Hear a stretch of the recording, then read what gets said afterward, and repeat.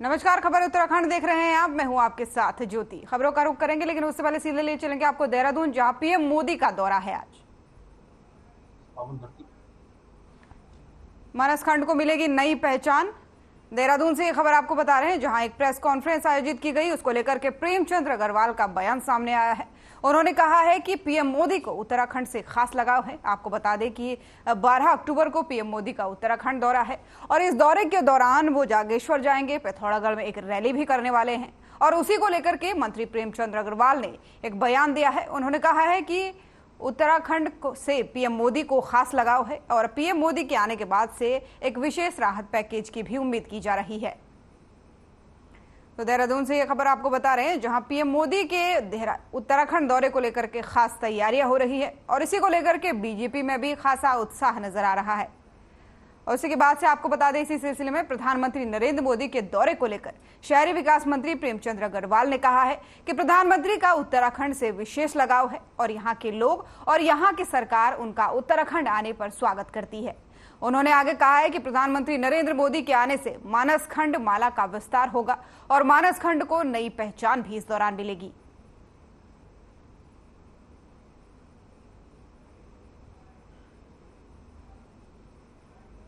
देखिए, सबसे पहले तो माननीय मुख्यमंत्री जी का सबसे पहले मैं माननीय प्रधानमंत्री जी का बहुत अभिनंदन कर रहा हूँ उत्तराखंड की इस पावन धरती पे।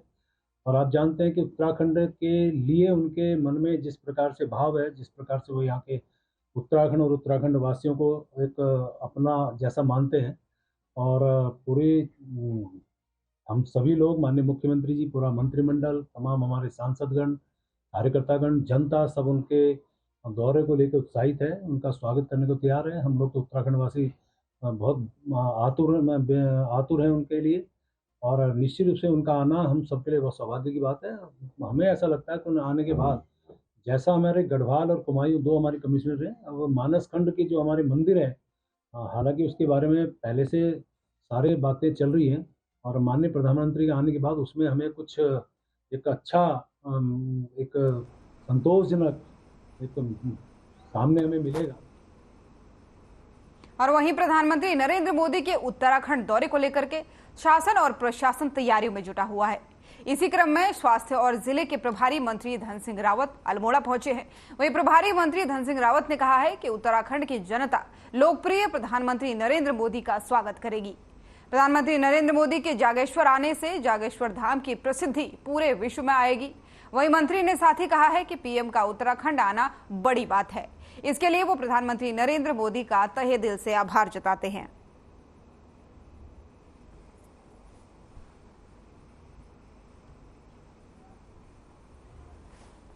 हम पूरे उत्तराखंड की जो हमारी पूरी जनता है और अल्मोड़ा जिले के समस्त नागरिक हमारे लोकप्रिय प्रधानमंत्री जी का कल भव्य स्वागत वहाँ पे करने जा रहे हैं। और देश के पहले प्रधानमंत्री हैं माननीय मोदी जी, जो कि हमारे जागेश्वर धाम आ रहे हैं। और हम सब अल्मोड़ा वासियों के लिए भी और उत्तराखंड वासियों के लिए बहुत खुशी की बात है कि जागेश्वर धाम की जो अब प्रसिद्धि पहले से थी वो और ज़्यादा पूरे विश्व में आ जाएगी, क्योंकि प्रधानमंत्री जी का वहाँ आना एक बड़ी बात है। और हम अल्मोड़ा वासी सभी और उत्तराखंड वासी सभी जो है प्रधानमंत्री जी का बहुत बहुत आभार व्यक्त करना चाहते हैं कि उन्होंने जो है अपने कुमाऊं दौरे पे जागेश्वर का चयन किया है। वहाँ पे वो कल पूजा करेंगे और हम सब चाहते हैं कि हमारे लोकप्रिय प्रधानमंत्री जी कल जब यहाँ आएंगे तो पूरे उत्तराखंड के लोग भी और अल्मोड़ा के लोग।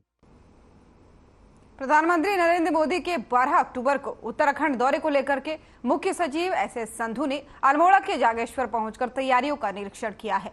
इस दौरान मुख्य सचिव ने शौकियाथल में बने हेलीपैड का भी निरीक्षण किया है और अधिकारियों को जरूरी इस मामले में दिशा निर्देश दिए हैं।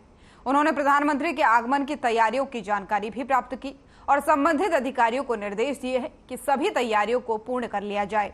इस दौरान उन्होंने कहा कि जागेश्वर धाम की देश विदेश में बहुत ही मान्यता है। उन्होंने कहा कि कुमाऊं के मानस खंड में भी जागेश्वर धाम का विशेष स्थान है, इसलिए इस धाम का मास्टर प्लान भी बनाया जा रहा है, जिससे जागेश्वर धाम का जल्द ही जीर्णोद्धार होगा। साथ ही उन्होंने कहा कि भारत के प्रधानमंत्री बहुत ही लोकप्रिय नेता हैं, इसलिए जब प्रधानमंत्री जागेश्वर आएंगे तो यहाँ के पर्यटन को भी बढ़ावा मिलेगा और साथ ही साथ स्थानीय लोगों की आर्थिकी में भी वृद्धि होगी।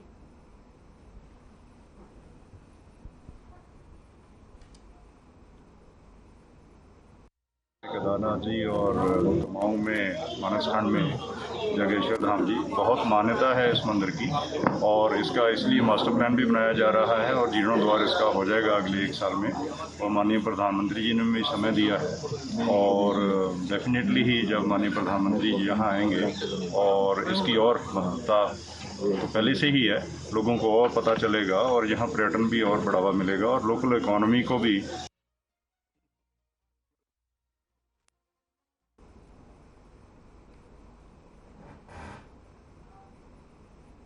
सदन में उपनेता प्रतिपक्ष भुवन कापड़ी ने मीडिया से बातचीत करते हुए कहा कि प्रधानमंत्री का कुमाऊं दौरे पर वो स्वागत करते हैं, लेकिन सबसे बड़ा सवाल यह है कि प्रधानमंत्री के कुमाऊं दौरे से प्रदेश को क्या लाभ होगा। उन्होंने कहा कि प्रधानमंत्री से पहले भी कई दौरे उत्तराखंड में ऐसे कर चुके हैं और जब प्रधानमंत्री का दौरा होता है तो लोगों को एक विशेष पैकेज की उम्मीद होती है। उन्होंने कहा कि उनकी प्रधानमंत्री से यही उम्मीद है कि अब की बार जो घोषणाएं हो उससे प्रदेश के साथ ही युवाओं और महिलाओं का भी भला हो। मैं ये कहना चाहता हूँ कि हमारे देश के सर्वोच्च व्यक्ति हैं, प्रधानमंत्री के कुमाऊं दौरे का, उत्तराखंड दौरे का हम स्वागत करते हैं, उनका अभिनंदन करते हैं।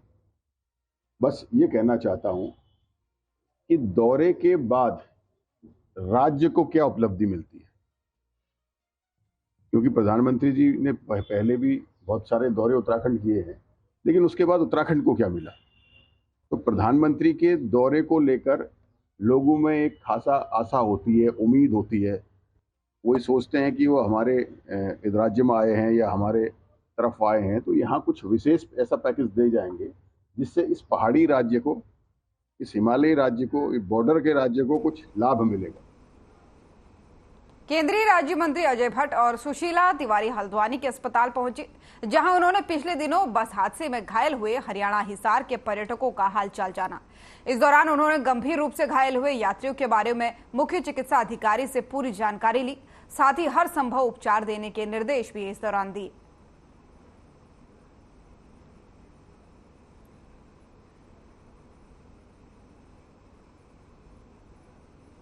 जो हरियाणा के लोगों से भरी हुई एक बस कुछ दिन पहले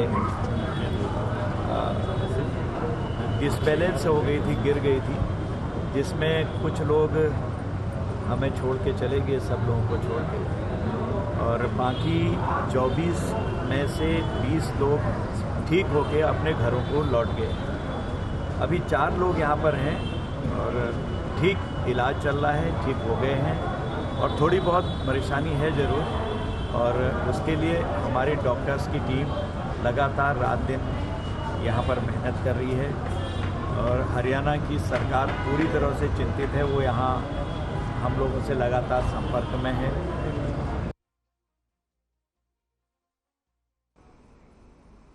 इजराइल पर फिलिस्तीन के आतंकी संगठन की ओर से किए गए हमलों का हिंदू जागरण मंच के कार्यकर्ताओं ने विरोध किया है, जिसे लेकर के हिंदू जागरण मंच के कार्यकर्ताओं ने प्रदर्शन भी किया है। वहीं हिंदू संगठनों से जुड़े लोगों ने लैंसडाउन चौक पर आतंकी संगठन हमास का पुतला दहन करते हुए जमकर प्रदर्शन किया है। इस मौके पर हिंदू जागरण मंच के सह संयोजक विकास कुमार का कहना है कि इजराइल के खिलाफ जो हमले हमास की तरफ से किए जा रहे हैं, जिसे लेकर के हिंदू जागरण मंच को विरोध में सड़कों पर उतरना पड़ा है।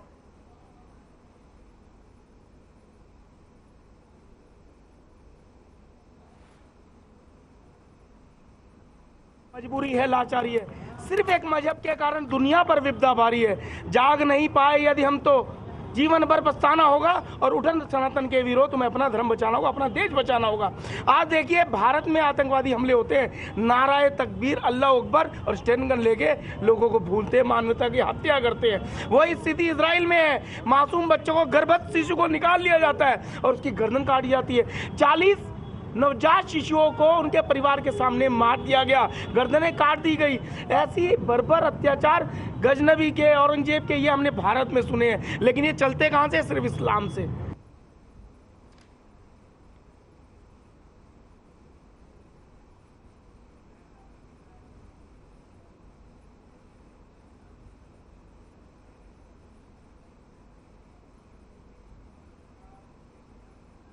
सरकार और राज्य निर्वाचन आयोग की ओर से स्थानीय नगर निकाय चुनाव कार्यक्रम अब तक फिलहाल घोषित नहीं किए जाने का मामला हाईकोर्ट पहुंच गया है। हाईकोर्ट ने राज्य सरकार से पूछा है कि अभी तक चुनाव प्रक्रिया क्यों नहीं शुरू की गई है, जबकि निकायों का कार्यकाल 2 दिसंबर को समाप्त हो रहा है। वहीं कोर्ट ने राज्य निर्वाचन आयोग से ये भी बताने को कहा है कि चुनाव कराने के लिए उनकी क्या तैयारी है। खंडपीठ ने सरकार की ओर से आयोग को 2 हफ्ते में शपथ पत्र के माध्यम से जानकारी देने को कहा है। वहीं निकाय चुनाव को लेकर के बीजेपी प्रवक्ता विपिन कैंथोला का कहना है कि निकाय चुनाव सरकार के संज्ञान में है और जल्द ही धामी सरकार इस पर निर्णय लेगी।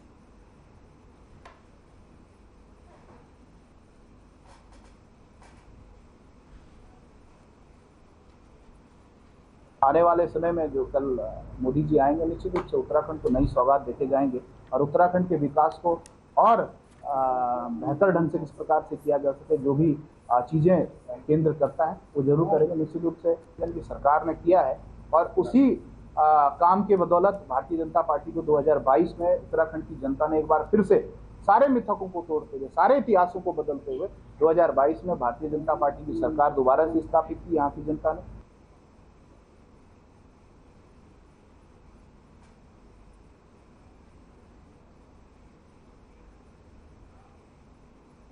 हल्द्वानी में महिला सशक्तिकरण और बाल विकास मंत्री रेखा आर्य ने अंतर्राष्ट्रीय बालिका दिवस के मौके पर जीजीआईसी स्कूल के कार्यक्रम में शिरकत की।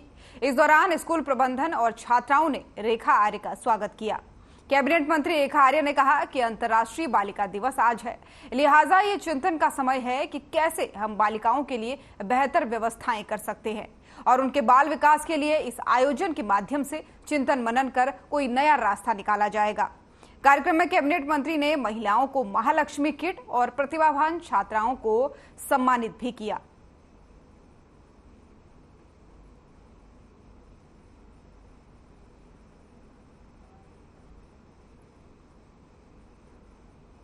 मैं कह सकती हूँ कि हम सब के लिए बेहद प्रसन्नता का दिन है कि सर्वप्रथम आज का दिन जो है अंतर्राष्ट्रीय बालिका दिवस है और अंतर्राष्ट्रीय बालिका दिवस में समस्त प्रदेश की हमारी बालिकाओं को मैं बहुत शुभकामनाएं देती हूँ। देश की समस्त बालिकाओं को मैं बहुत शुभकामनाएं देती हूँ। निश्चित रूप से ये दिवस हम सबके लिए चिंतन का है कि हम बालिकाओं के लिए अभी तक का जो सफ़रनामा है वो कितना कर पाए और आगे की हमें क्या क्या चीज़ें करनी है, उसकी रूपरेखा जो है वो इस मंथन से तय होता है। तो मैं समझती हूँ कि आज इस बालिका इंटर कॉलेज हल्द्वानी में आते हुए निश्चित रूप से लड़कियों से संवाद करते हुए आगे की किसी न किसी रूपरेखा को यहाँ से तय किया जाएगा इस मंच के माध्यम से।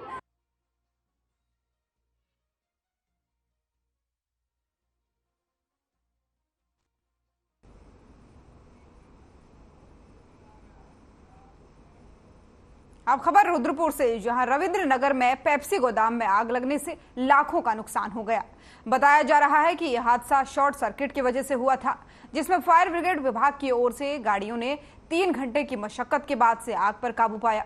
वहीं मौके पर पहुंचे प्रशासनिक अधिकारी, एसडीएम और तहसीलदार ने घटना स्थल का निरीक्षण भी किया।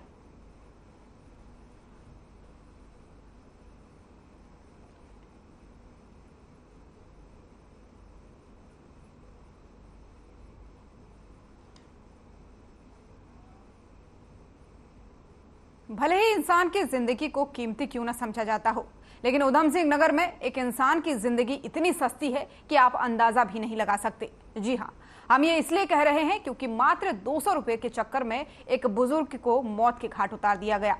जनपद किच्छा के पुलभट्टा थाना क्षेत्र में हुए इस मर्डर का खुलासा करते हुए पुलिस ने घटना में लिप्त 4 आरोपियों को गिरफ्तार कर लिया है। इस सनसनीखेज खुलासे के बाद से क्षेत्र में चर्चा का विषय बना हुआ है, जबकि यह विवाद मांस के रुपये देने को लेकर के हुआ था।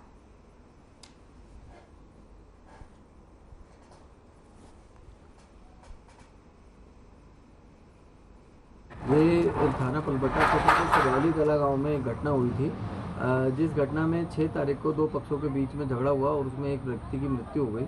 और इस मृत्यु में क्योंकि ये मर्डर का मामला था और डे लाइट मर्डर था और माननीय मुख्यमंत्री महोदय और पीएचक्यू से लगातार निर्देश प्राप्त होते रहते हैं कि उत्तराखंड को अपराध मुक्त और भय मुक्त बनाना है, तो इस घटना को एक चैलेंज के रूप में लेते हुए तत्काल इसमें सुसंगत धाराओं में हम लोगों ने अभियोग पंजीकृत किया और इसमें घटना की गंभीरता के दृष्टिगत सीओ किच्छा और एसओ पुलभट्टा और चौकी इंचार्ज बारा के नेतृत्व में टीमों का गठन किया। तो टीमों ने बहुत ही त्वरित कार्रवाई करते हुए इलेक्ट्रॉनिक सर्विलेंस और मैनुअल इंटेलिजेंस के आधार पर चारों अभियुक्त जो इस घटना में सम्मिलित थे, उन चारों अभियुक्तों को 12 घंटे के भीतर गिरफ्तार करने में सफलता हासिल की। साथ में जो घटना में प्रयुक्त इसमें जो हथियार था उसको भी हम लोगों ने बरामद किया।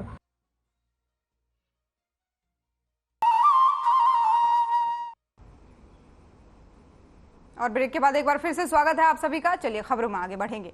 पौड़ी जिले के लैंसडाउन विधानसभा के नैनीडांडा क्षेत्र में महिला को मारने वाले बाघ को पकड़ने के लिए वन विभाग द्वारा 2 पिंजरे लगा दिए गए हैं। इसके अलावा ट्रैकुलाइज करने के लिए टीम को भी तैनात कर दिया जा चुका है। वहीं टीम में पशु चिकित्सा अधिकारी भी शामिल हैं। बीते 3 अक्टूबर को गुणिया गांव में जंगली जानवर के हमले से एक महिला की मौत हो गई थी। वहीं महिला की मौत का जिम्मेदार गुलदार है। ये बाघ इसकी पुष्टि नहीं हो पाई है, लेकिन सुरक्षा को देखते हुए वन विभाग ने क्षेत्र में एक बाघ और एक गुलदार का पिंजरा लगा दिया है। इस बीच भारतीय वन्यजीव संस्थान ने पुष्टि करके बताया है कि महिला को मारने वाला जो था वो बाघ ही था।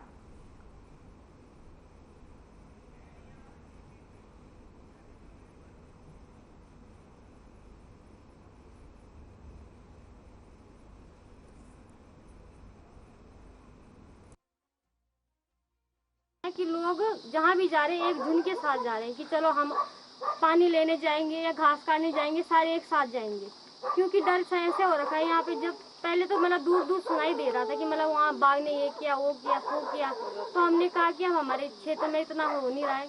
कल परसों से हाथी भी दिखाई देने लग गए। तो सरकार से ये मांग है कि जो हमारे वो नेशनल पार्क है वहाँ आवाजाही कम कर दिया जाए और जो जानवर है ताकि वो भ्रमण करें।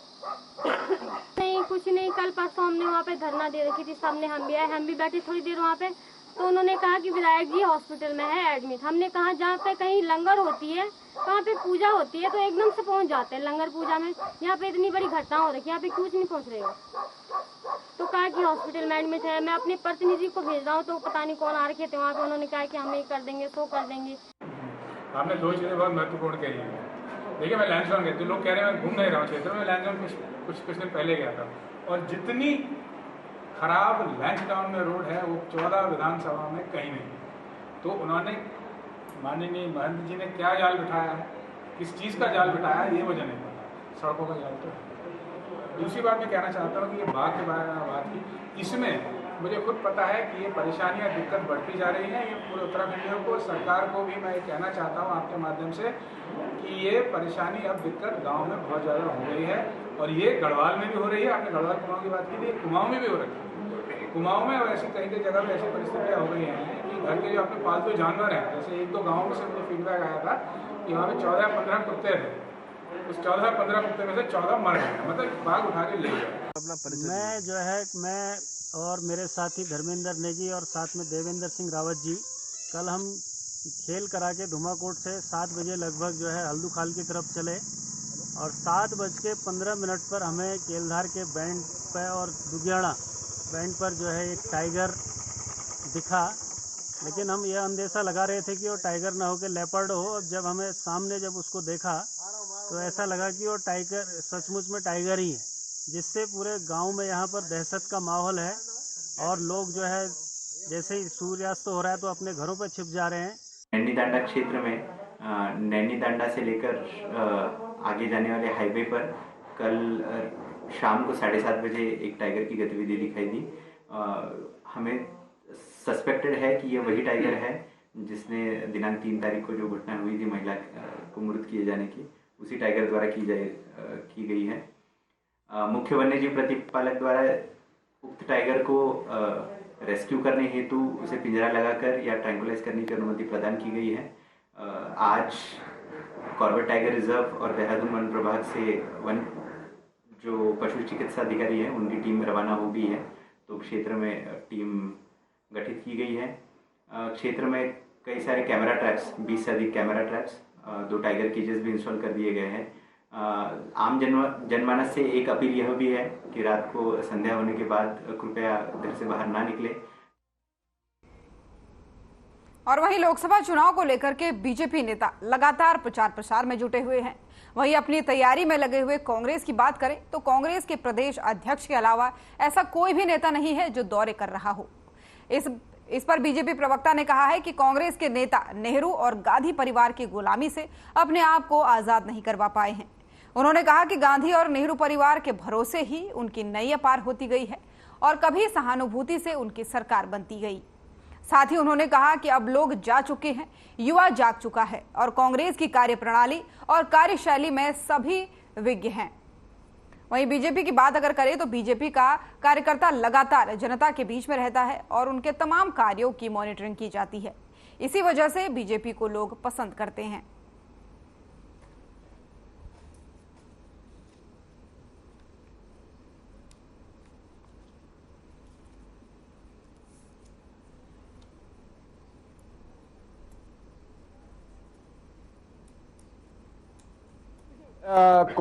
कांग्रेस के लिए चुनाव के दिन ही जनता की भी याद आती है और कार्यकर्ताओं की भी याद आती है, क्योंकि उन्होंने आज तक देश तो आजाद हुआ, लेकिन कांग्रेस के नेता जो नेहरू गांधी परिवार था उसकी गुलामी से दूर नहीं हो पाए और उन्हीं के सहारे उनकी नैया पार होती गई। नैया पार होने के कारण भी कुछ ऐसे बने कि कभी कोई आतंकवाद की भेंट चढ़ गया तो सहानुभूति लहर आ गई, तो कोई कुछ हो गया, तो इस तरह से उनके साथ घटना चक्र चलता रहा। इस तरह से वो गांधी जी नकली गांधी बन गए। गांधी जी का जो देश के लिए किया था उसको भी उन्होंने अपने हिस्से में ले लिया। लेकिन अब देश की जनता जागरूक हो चुकी है, नौजवान जागरूक हो चुका है। आज की डेट में सब लोग जानते हैं। इसलिए कांग्रेस पार्टी का जिस तरह का कार्य करने की जो पद्धति है और समाज के बीच में किसी भी तरह का उनका सरोकार नहीं रहता है।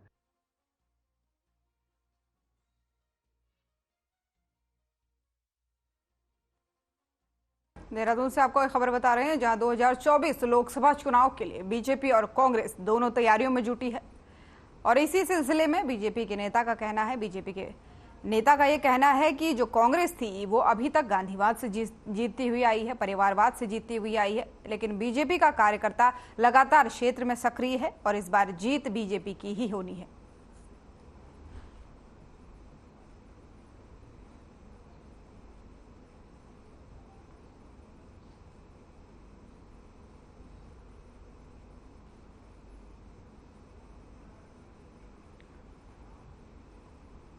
और अब खबर चमोली से है, जहां पर हापला गोपेश्वर मोटर मार्ग मौत को दावत दे रहा है। वहीं किसी भी समय बड़ा हादसा हो सकता है। दरअसल हापला गोपेश्वर मोटर मार्ग गड्ढों में तब्दील हो रखा है, जिससे कि आने वाले यात्रियों को भारी दिक्कतों का इस बीच सामना करना पड़ रहा है। वहीं कई बार स्थानीय लोगों ने PMGSY पोखरी को ज्ञापन भी दिया है, लेकिन विभाग मौन बैठा है। आखिर कब इस सड़क की सुध सरकार लेगी, ये तो वक्त ही बताएगा।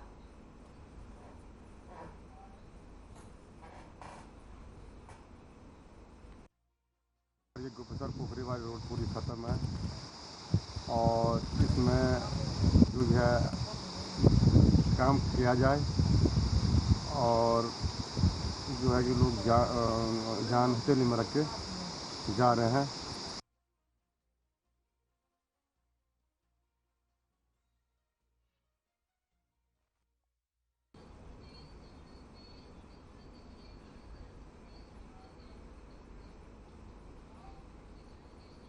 और वहीं सितारगंज में पीलीभीत रोड पर चीनी मिल के पास दो बाइक की आमने सामने टक्कर हो गई। वहीं हादसे में दो युवकों की मौके पर ही मौत हो गई, जबकि बाइक पर सवार तीसरा युवक गंभीर रूप से घायल हो गया। वहीं घायल को सामुदायिक स्वास्थ्य केंद्र लाया गया, जहां डॉक्टरों ने प्राथमिक उपचार के बाद से घायल की हालत नाजुक देखते हुए उसे हायर सेंटर रेफर कर दिया। अभी तक मिली जानकारी के अनुसार उत्तर प्रदेश के अमरिया निवासी 28 वर्षीय सुखदेव सिंह अपना काम कर शाम को अपनी बाइक से घर वापस जा रहे थे। तभी पीलीभीत रोड पर स्थित चीनी मिल के पास सामने से बाइक से जो आ रही थी उससे उनकी टक्कर हो गई। फिलहाल पुलिस मामले की जांच में जुटी है।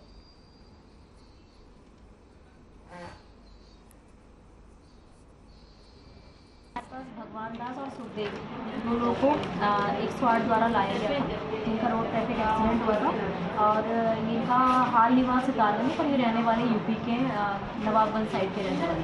दोनों का रोड ट्रैफिक एक्सीडेंट है, जिसको मृत अवस्था में सितारगंज लाया।